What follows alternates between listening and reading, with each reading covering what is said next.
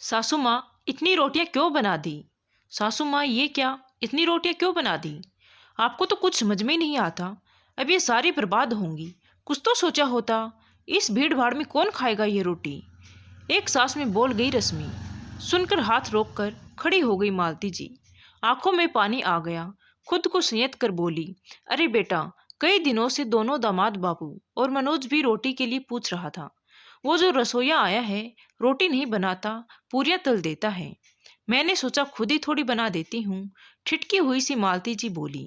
तो रश्मि फिर बोल पड़ी, माँ, अब बस भी करिए, कल पोते का उपनयन संस्कार है। पूजा की तैयारी नहीं देख रही, बस पेट पूजा ही देखिए। बहू की कड़वी बात सुनकर मालती जी की आंख अब सावन सी बरसने लगी। आंचल से झटपट आंखों को पोंछ कमरे में चली गई कि कोई रिश्तेदार देख ना ले। अपने कमरे में पहुंची, हाथ में आटा लगा हुआ ही था, जैसे कोई सुध ही ना हो। न जाने क्यों हाथों को उलट पुलट के देखने लगी और देखते देखते कब अतीत की गहराई में डूब गई, पता ही नहीं चला। ये वही हाथ हैं ना, और ये वही आटा जिसके लिए सिलाई कर कर उंगलियां टेढ़ी हो जाती थी। कपड़ों के तुरफान करते करते उंगलियां छिद जाती। तब गरम तेल से उन घावों को जलती तो बेटा मनोज रोने लगता। पति की रोड दुर्घटना में मृत्यु के बाद कैसे 3 बच्चों को लेकर अनाथ सी हो गई थी। ससुराल में सिर्फ 2 ननद थी जो ब्याह के ससुराल चली गई थी। सास ससुर पहले ही ईश्वर को प्यारे हो गए थे। बहुत पढ़ी लिखी भी नहीं थी। हाथ में सिलाई का हुनर था। बस बच्चों के मुरझाए चेहरे देख विधवा के क्रूर प्रहार को भूल कर लग गई अपने तकदीर के खुले फटे चिथड़े को सीलने। शुरू शुरू में मोहल्ले के लोगों के कपड़े सीलने शुरू किए और धीरे धीरे काम अच्छा चलने लगा, लेकिन हाथ घायल हो गए। लेकिन उस घाव ने इतना दर्द नहीं दिया कभी भी जितना कि बहू की बातों ने दिया। इसी सिलाई के दम पर बच्चों को पाला, सिलाई करने के लिए। बाद में जब बच्चों के लिए रोटियां बनाती तो आटा तक नहीं गूंथ पाती। बेटी से गुथवाती, फिर जब रोटियां बनती तो तीनों बच्चे बड़े मजे से खाते। खास कर मनोज कहता, माँ, तुम्हारे हाथों की रोटियां कितनी मीठी होती हैं, मन करता है यूं ही खा लूं। अपने इन्हीं हाथों से अपने बच्चों को पाला। सिलाई तब तक करती रही जब तक मनोज को अच्छी सरकारी नौकरी मिल गई। मनोज ने मेरे दूध का कर्ज तो बहनों को औकात से ज्यादा बड़े घरों में ब्याह कर चुका दिया। भगवान उसके जैसा बेटा सबको दे। इसीलिए तो बहू की कड़वी बातें खुद ही खुद जज्ब कर लेती हूँ कि बेटे को कोई तकलीफ ना हो जाए। अपने पिता की जिम्मेदारी निभाने में भी एक शिकायत तक ना आई उसके जुबान पर। उल्टा सभी के साथ ऐसे रहता जैसे छोटा बच्चा हो।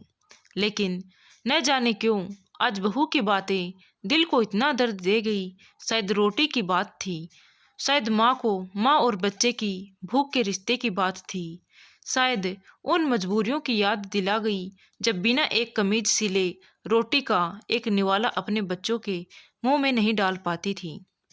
शायद माँ कहाँ हो आप? मनोज की इस पुकार से मालती जी अतीत की गहराई से निकल आई। हाँ बेटा, यहाँ हूँ, और कहते हुए चटपट अपने आंसू पोंछ लिए। माँ, आज रोटी आपने बनाई थी ना? बहुत मीठी थी। माँ, सच में बहुत मीठी थी। उनके दोनों दामाद भी कमरे में घुसते हुए बोल पड़े। मालती जी मुस्कुराने लगी और बोली, मनोज, तुम्हें कैसे पता चला कि रोटियां मैंने बनाई थी? माँ, उन रोटियों की मिठास से उतनी मीठी रोटियां मेरी माँ ही बना सकती है। मालती जी का जैसे सारा दर्द गायब हो गया। उसको लगा, जिसने मेरी तपस्या देखी है, कम से कम उसे तो उसका एहसास है, फिर क्यों दुखी होना? मनोज के माथे को सहलाते हुए बोली, तुम सब खुश रहो, बस यही चाहती हूँ। और सभी खिलखिला उठे। अभी घर में रस्म रिवाजों का सिलसिला शुरू हुआ ही था कि रश्मि की माँ और भाभी आई। रश्मि अपनी माँ को कमरे में ले गई। कमरे में रश्मि की माँ विमला जी ने बैग से गोंद के लड्डू निकालकर बेटे के हाथ में थमाए। लड्डू देखकर रश्मि उछल पड़ी, लेकिन देखा माँ की आंखों में आंसू थे। जिद करके माँ से कारण पूछा तो विमला जी बोल पड़ी, बेटा, कल तुम्हारे भाई से कहकर लड्डू के लिए सामान मंगवाया था तो तुम्हारी भाभी ने कितना सुनाया। कहने लगी, आपको तो जब देखो खाने बनाने का ही शौक पड़ा रहता है। अब राम के नाम लिया करो माँ जी, कितना कुछ ढो के ले जाओगी बेटी के लिए। इतना कहते बेटी के सामने फफक फफक कर रो पड़ी। रश्मि धप करके बिस्तर पर बैठ गई। ऐसे लगा जैसे कि किसी ने खींच के तमाचा मार दिया था। अभी सुबह ही तो उसने भी अपनी सासू माँ अपनी सासू माँ को यही सब बोला था, उसे काटो तो खून नहीं। तभी मालती जी समधन से मिलने आई। दोनों बड़े प्यार से मिले। रश्मि देख रही थी, सुबह की बात की एक रेखा भी नहीं थी सासू माँ के चेहरे पर। अचानक वो सासू माँ के पैर पर गिर पड़ी और सुबह की बात के लिए माफी मांगी।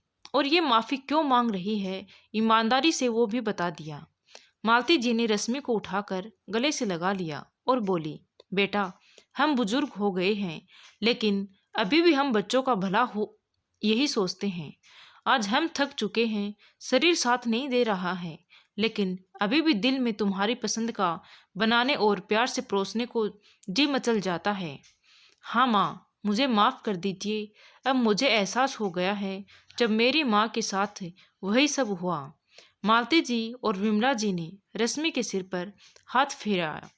तभी मनोज आ गया और बोल पड़ा, अरे अब सब चलो भाई, पंडित जी बुला रहे हैं, हल्दी वाली रस्म का समय हो गया है। सभी मुस्कुराते हुए उठे। मनोज ने माँ को देखा, उनके आंखों में एक प्यारी सी चमक थी जो पहले कभी नहीं देखी थी। धन्यवाद दोस्तों, कहानी अच्छी लगी हो तो प्लीज़ वीडियो को लाइक करें। Thank you.